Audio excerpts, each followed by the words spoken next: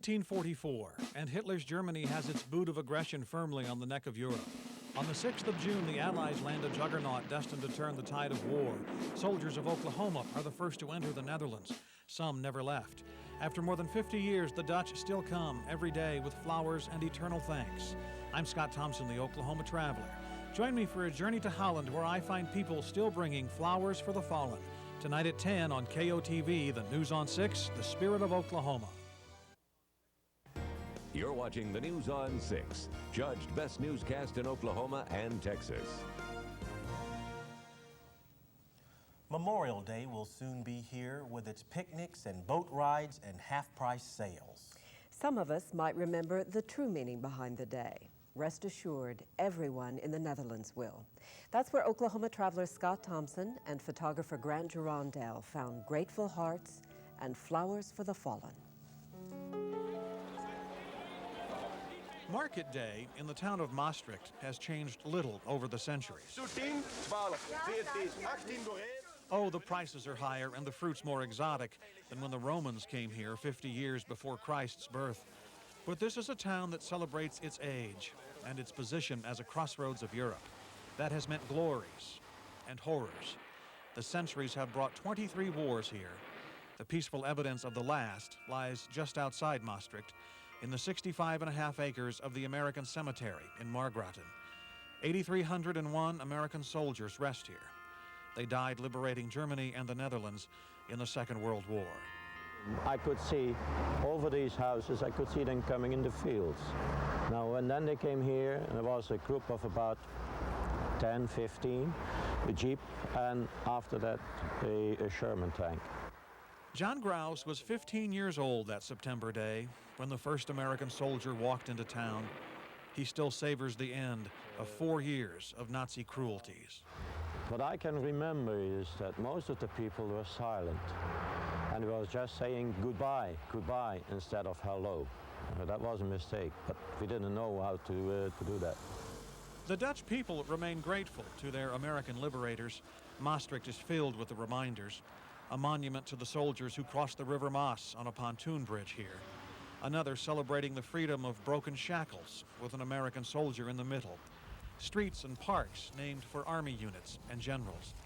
And outside of town, deep within the passageways of a cold and lonesome cave, filled with the long-ago carvings and charcoal drawings of a group of Dutch monks, there is one other heart-wrenching sight. On Christmas Eve 1944, close to 400 American soldiers celebrated Mass here, and each signed his name on the wall. Immediately after, they were sent to the Battle of the Bulge, and within 10 days, only 68 were still alive. All of these things gnaw at John Graus and drive him to remember.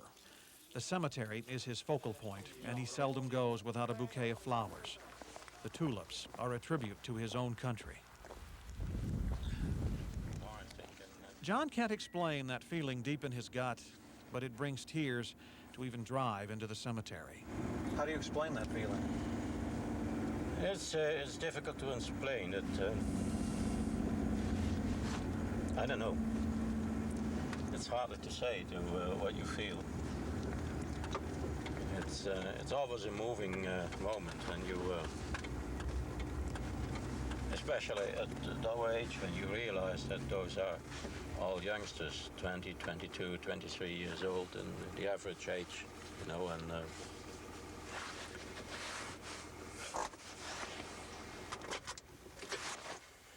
let's have a look at it. For the past few years, John has had but a single goal: to see every headstone fronted with flowers on Memorial Day, the way it was in the years just following the war, when what had been an orchard became hallowed ground. John has begun with the 121 Oklahomans buried here. He's made sure each has a Dutch adopter. It gives you a glorious feeling to know that they have been here, they have sacrificed their lives for me, and I'm alive, I'm walking around here. John's adopted grave is that of Jack Talifero of Duncan, who died in 1944. Hello, Jack, I'm here. There's another day gone, another year passed by, and I wished you was you are with me and you had your own family. Hubertus and Maria Vlugels have brought flowers to an Oklahoman for 50 years. We was very, very happy and very thankful for the American soldiers die coming here to make us liberated. The Vlugels say there was never a question of whether to do this. They have to. It is a small payment for freedom. We are very happy, and we can understand that young people from America coming for the Liberty Fund from us. That is, we can forget it. Never. Never. Thank you, America. It's the same for Mimi Hecht, who has been coming here with flowers since 1953. The memories of liberation still give her a shiver. That's a feeling you can't explain. You can't explain. It's so unbelievable.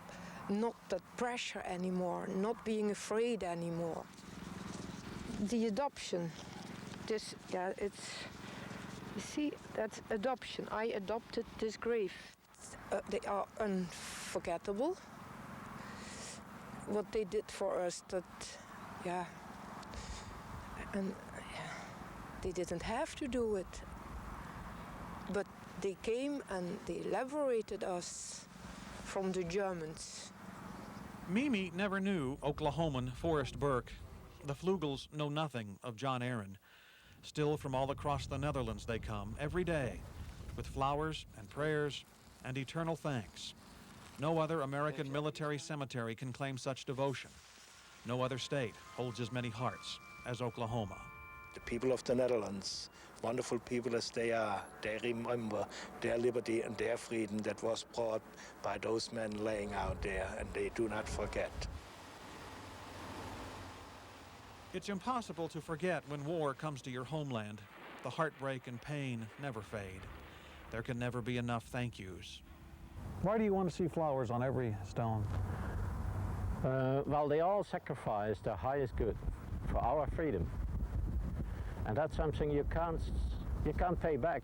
Whatever you have, if you're rich or poor or whatever religion you have, there is no way how to say thank you because they are no more there. They can't hear you to say thank you. And so the gentleness of nature will have to do. The color and vibrancy of life, fronting the Oklahomans, the 40 sets of brothers, all the others who slumber silent. When John Graus looks across these rows, he thinks of the new life he was given as they lost theirs. When they marched into his town and handed back his freedom, it was the greatest day of John's life. You never forget the greatest day of your life. Do you forget nice moments from your life? Your born son, or when you got married? You will never forget it. Well, it's the same. We were born again. We were born again. And I was a teenager, but we had a new life in front of us. And that's very important. And I do hope I can carry on for a long, long time, and I will do that as long as I live. That's for sure. That's my promise to all of them. In Margraten, the Netherlands, Scott Thompson, the Oklahoma Traveler.